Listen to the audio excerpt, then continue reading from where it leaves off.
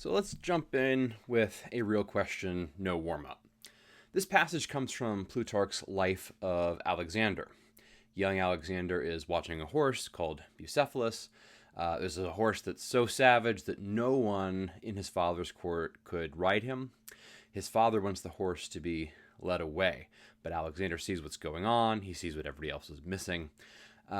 So our pair here is shadow and fear.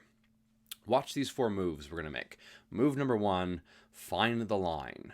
Both words live somewhere in the passage, so go and find them. Here it is. The horse was greatly disturbed by the sight of his own shadow falling in front of him and dancing about. That's the discovery. The horse isn't really vicious, he's just afraid. And Alexander moves on that fact. So move number 2, say the relationship in one plain sentence to yourself. Translate it. The shadow causes the fear. 6 words, that's the whole relationship. Cause and effect. Move number 3, test every choice against that sentence in the proper order. Bridle and rein, well, that's 2 pieces of tack or of equipment. They're partners. Neither one causes the other. So cross that one off. Horse and stable, that's more of a creature and where it lives. There's no cause or effect anywhere there. So that one's off. Rearing and wildness. Be careful with this one especially. These 2 really are connected, but say the sentence, the wildness causes the rearing. Now that's our relationship, but it's running opposite. It's running backwards, dressed up in new words. So off, that one's gone.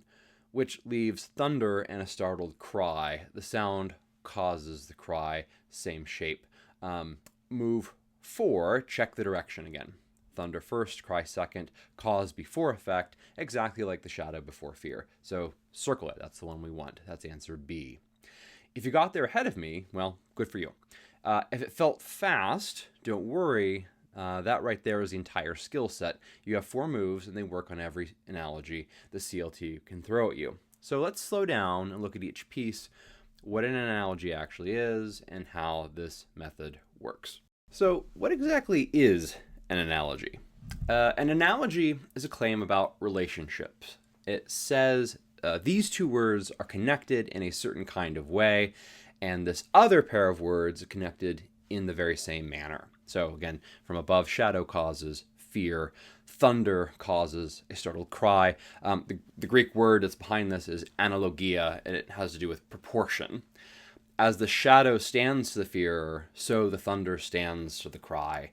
Different words, it's even a different world context, honestly. You have a frightened horse on the Macedonian plain versus a clap of thunder overhead, but the connection is actually what's identical, or at least parallel. It's the connection that's the entire question. This is the single most important idea in this video. The words themselves are not unimportant, but they're more decorative. The relationship underneath them is actually the thing you need to pay attention to as the unit of meaning. And that is exactly why the test can fool you. Your eye will want to pick up things that sound familiar from the passage, vocabulary that you already know that may feel safe. But on the CLT, every wrong answer is built out of familiar words on purpose. The right answer usually sounds like it wandered in from a different world entirely, but it shares just one invisible thing with your pair, and that is the underlying relationship. So you got to train your eye to look through the words at the connection that's underneath them. Every relationship family on this test, cause, service, need, degree, they're just a different sentence shape. So that's the theory underlying the analogies. That's what they are. So here's a rule that you can carry into the test. 2 words can come straight out of the passage and still be a wrong answer. And 2 words the passage never mentions can be right. So grief and weeping, a feeling in the act it produces, sleep and dreaming. Sure, they're related, but related is not a relationship, at least not the kind we're looking for. So if you can't name the connection to yourself, it doesn't count. You have to match the relationship, not the words. Now the practical side, the method step-by-step for every CLT analogy, no exceptions. Step one, you got to find the line, okay? Find where it appears. Both words of the pair that you're given live somewhere in the passage. Go read the sentence that they come from. Don't try to answer from memory, because the passage, not your vocabulary, really defines the relationship. Step two, you need to say it or translate it to yourself in one plain sentence. Okay, there's no one way to do this. Okay, but you have to find a way to describe that relationship to yourself somehow. Okay, and there's multiple versions of different sentences that could work here.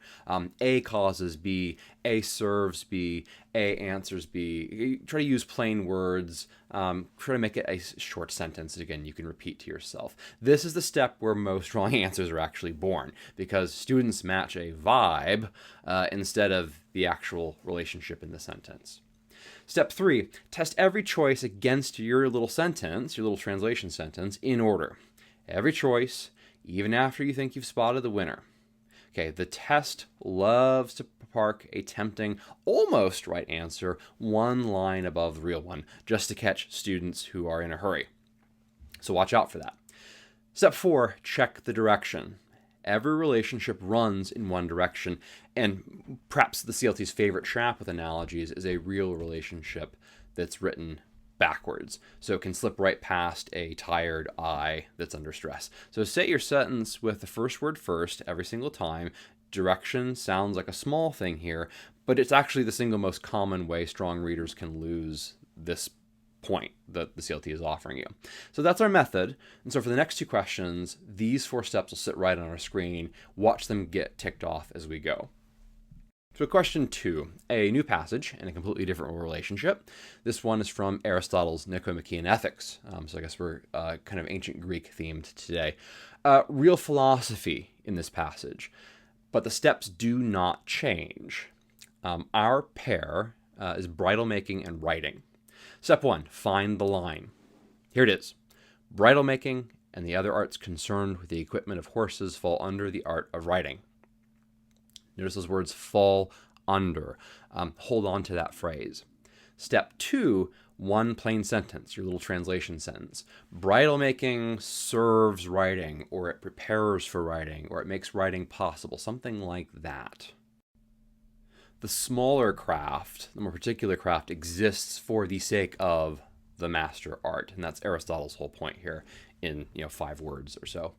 Step three, test every choice in order.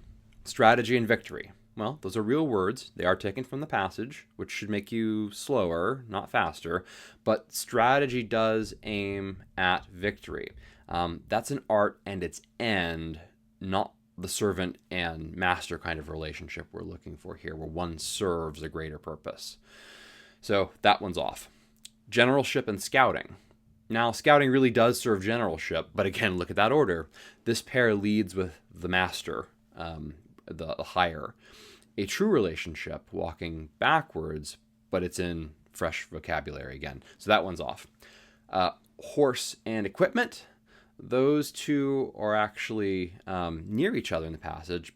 There's no service really between them. They kind of go together. And that leaves us with sailmaking and navigation. Sailmaking serves navigation, the smaller, more particular craft, and the art, the master art, if you will, that it exists for. So step four, check that direction. Servant first, in this case, master second. Bridle making, writing. Sailmaking, navigation, same sentence, same order. Circle that one. That's answer D. It's what you want. And notice what just happened. The passage got harder. The vocabulary got harder compared to the one with Alexander the Great, but the method didn't even notice. It still applied here, even in a different, trickier passage. Last question, and this is perhaps from the most powerful of the 3 passages. This is from the life of Frederick Douglass, his autobiography. This is a story of a man who taught himself to read inside the institution of slavery after his mistress turns against his learning. So our pair here is hunger and bread. Step 1, find the line. It comes from his portrait of the mistress before slavery hardened her attitude. And here it is. She had bread for the hungry, clothes for the naked, and comfort for every mourner. Step 2, Find that one plain sentence that translates the idea. Bread is what answers hunger. It satisfies it. It fills the gap. So you have a need and its provision. Step 3, every choice in order. Thirst and dessert.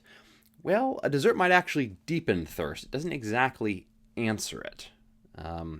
It answers nothing here, in fact. That's a need and its cause. Okay, so the wrong kind of relationship, that one's off.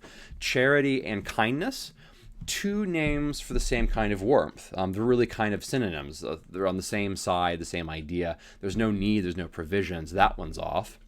Clothes and nakedness, those words come straight out of our line, that's true, which is exactly where you're going to want to slow down. Clothes answer nakedness, so this pair leads with the provision. That's our relationship, but notice, again, it's backwards. It's hiding inside the direct quotation. So it's a very tempting one, which leaves grief and comfort. Comfort is the thing that answers, satisfies, responds to grief. And the passage says it out loud. Comfort for every mourner. So step 4, the direction. Need first, provision second. Hunger, then bread. Grief, then comfort. That's what we want. Circle it. That's answer A. 3 passages, you have a story, you've had some philosophy, and now you've had a memoir. 3 completely different relationships, but one method with 4 steps every single time. And that's really what mastery looks like for this section and for the analogies. It's not to have a bigger vocabulary, it's to have habits that you've practiced. So that's the whole game, really. Find the line, because the passage, not your memory, is going to define the relationship. Translate it into one plain sentence. If you can't really say it to yourself, you don't have the idea.